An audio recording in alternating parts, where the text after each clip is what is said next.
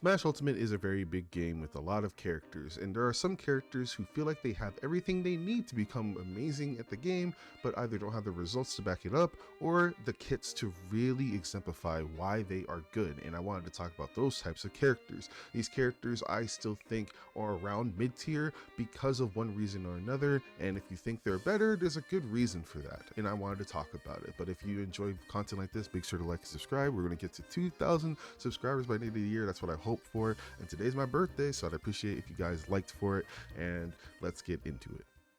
Alright, first let's talk about the guy on the screen, Bowser Jr. Bowser Jr. feels like if you had a slider for stats, he would have everything. He has recovery that is very far and has a lot of mix-ups, makes it pretty difficult to edge guard if you position yourself well. He has a lot of damaging combos that do a lot, like up to 70% with up airs, like up throw up air, especially on some stages, can go crazy. He has kill confirms with his side B into up B, which can kill pretty early, smash attacks that are extremely strong, and he has a side B which feels like a pseudo spin dash where you can cancel it, cause a lot of mix-ups. It feels like Bowser Jr. has everything. But I think while having everything, he doesn't have enough of everything. If I were to talk about that slider again, it feels like, even if I would go to Pokemon, if he had numbers to represent his stats, it would be like if everything was around 70 or 75.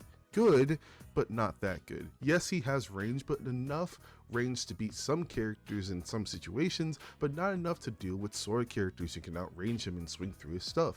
He has speed when it comes to side B and mix-ups with it, but side B still is pretty obvious and isn't fast enough to not be unreactable like Sonic Spin Dash is, which is why it's like even if you get in a good position to side B, some characters can mash something out and beat it. Yes, he has a good recovery that goes a far distance with lots of mix-ups, but there are characters in the game with insane edgeguard ability that can still beat it, and if you do get the right hit on his upbeat, you can knock him out of it and kill him at very early percents. It feels like while Bowser Jr. has everything, he doesn't have enough to become a good character, and that's what leads to his bad matchups. There are characters who can deal with like one of those things, but then there's characters who can deal with all of those things or even two of those things and become a bad matchup for him. Even though I think that people like Zap, who are fantastic at using Bowser Jr.'s tools to a great level, it's like exemplifies why this character can do well in the top level, I still think he has to work harder than everyone else, because while his strengths are good, that's all they can be.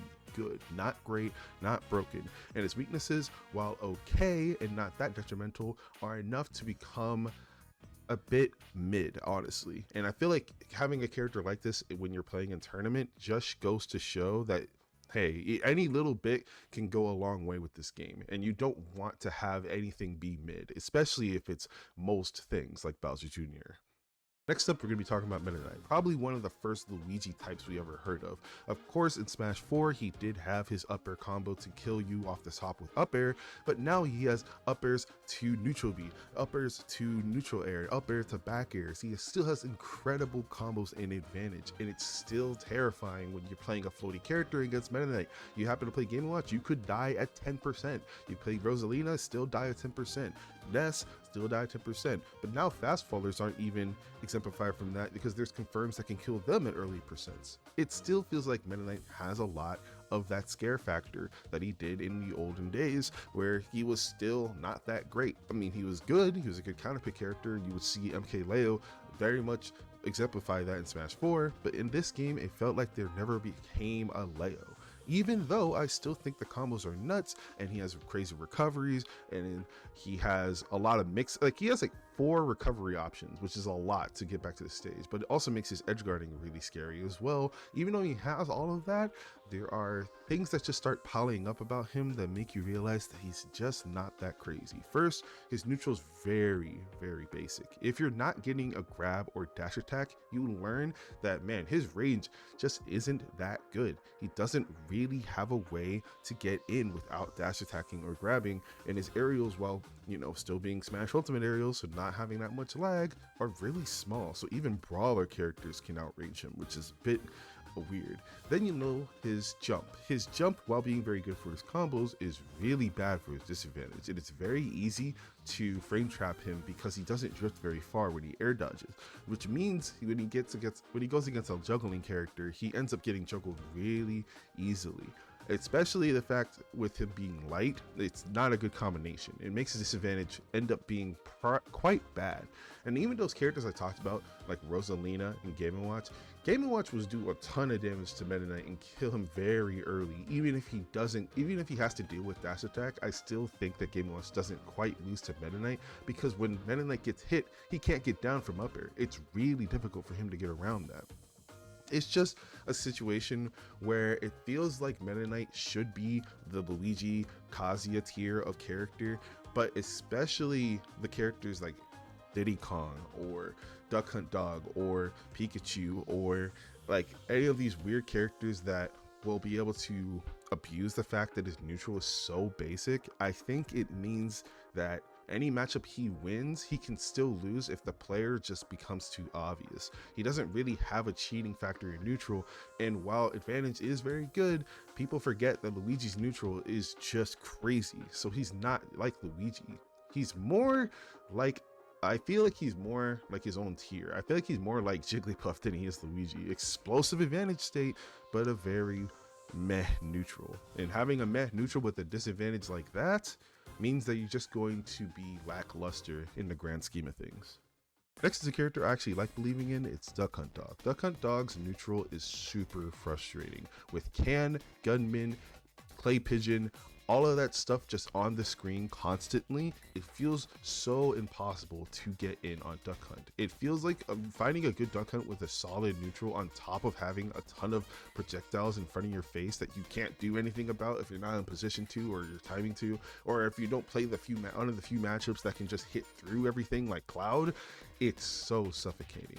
That being said, there are a few things that I think people don't consider when fighting Duck Hunt Dog. One, you're not dying early. Any time that you fight a Duck Hunt Dog, all of the stuff that will probably lead to you dying early is from Clay Pigeon, I'd argue. There are probably shield break setups I'm not thinking about, or can combos can kill you at 90, but in a game where dying at 10 is very usual, I think dying at 90 is a blessing. I think on average, if a Duck Hunt Dog doesn't get the perfect positioning, the perfect timing, they usually kill you past 100%, while you still have kill confirms and options that kill him way earlier. The second thing is, again, there are characters who can swing through all of that stuff.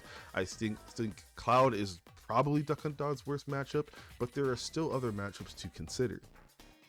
Looking at Zog's matchup chart on Twitter, you can see that Steve and Cloud are Duck Hunt Dog's worst matchups, but characters like Hero, who can use bounce to invalidate projectiles, Rob, who can use laser to go through it, Shulk, whose sword just goes through stuff, Mega Man, who can probably just use projectiles better, Bayonetta, who can burst in. These characters aren't really rare anymore. I feel like you're gonna run into, especially run into Steve, run into Cloud, run into Rob, Kazuya. These are good characters that you have to deal with. Even the even matchups, while being even is solid, they still have cheater options. Like Mario will still be able to kill you at 30 with the right hit.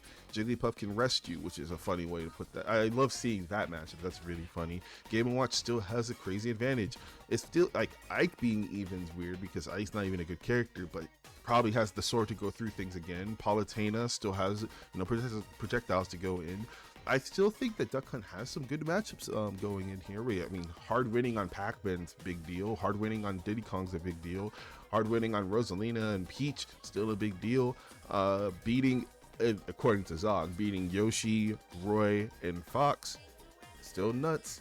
But I still think there could be character diffs here, and especially the fact that you need to play neutral almost perfectly to make up for the fact that you're going to kill people at 100 all the time. It's pretty stressful. Like I said before, though, I like believing in Duck Hunt Dog because I think the character is very interesting to watch, and watching someone with good neutral looks honestly beautiful.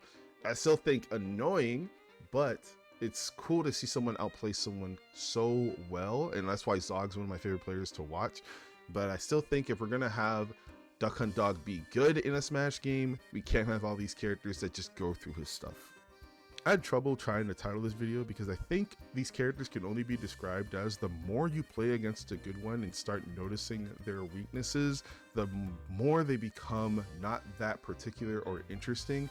But I think the first time you fight them, they seem insane. Like, I feel like the first time you fight a duck hunt, it feels like you can't get in on him or touch him at all. The first time you fight a Metanite, he seems to 0 to death you constantly. The first time you fight a Bowser Jr., where's the weakness? He has everything. And then you start realizing that they're just weaknesses in gameplay, weaknesses in players. I think that cheating is so important in Smash Ultimate, and these characters just don't cheat enough. But what do you think? I think that I will probably respond to a lot of comments in this video. And again, thank you guys for watching. I appreciate it. We're going to try to get to 2,000 subscribers by the end of the year. That would be amazing. And it's, again, my birthday. So I would love a happy birthday wish or two in the comments. But anyway, goodbye.